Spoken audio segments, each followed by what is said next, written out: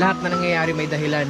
Darating din yung panahon, makakaahon din kayo sa pagkalubog, makakaahon din kayo sa kung ano yung sitwasyon nyo ngayon, kung ano man yung lagay ng buong mundo ngayon. Matatapos din lahat to, basta wag lang tayong bibitaw. Pag bumitaw ka, wala ka nang masasaksihang pagbabago, hindi mo pa naranasan yung buhay na pinapangarap mo. Diba? Hanggat nakakakita, nakakaamoy, nakakapagsalita, nakakarinig, nakakalakad, may kamay, kompleto ka, walang imposible. Kasi lahat ng mga nagtagumpay sa buhay, yan lang din naman yung puhunan nila. Hanggat may utak ka, may puso ka, kaya mong marating kahit ano pa yung pangarap mo na yun. Kaya mong maging kung sino man ang gusto mo maging. Wala namang ibang nadagdag sa pangangatawan or pagkatao ng mga taong successful sa buhay, di ba? Pare-parehas lang naman tayo na nakakakita, nakakaamoy, nakakarinig, nakakapagsalita. Yung iba nga, may kakulangan pa pero still nakakapagtagumpay pa rin sila. Kaya walang imposible ron. Depende lang talaga kung paano tayo mag-isip, kung paano tayo gagalaw sa araw-araw. Ano natin gagamitin yung pagising natin sa umaga hanggang bago tayo matulog sa gabi. Ano yung ginawa natin sa buong oras na yun na makakapagpalapit sa atin sa tagumpay. Depende sa atin yun. Ano yung gagawin mo sa buong maghapon para makarating ka sa buhay, sa sitwasyon,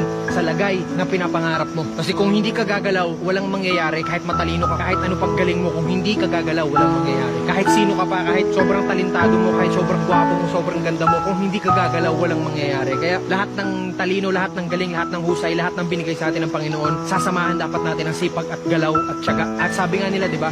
Work smart, not hard. Hindi porket sobrang galaw ka ng galaw, tapunta ka na sa tagumpay.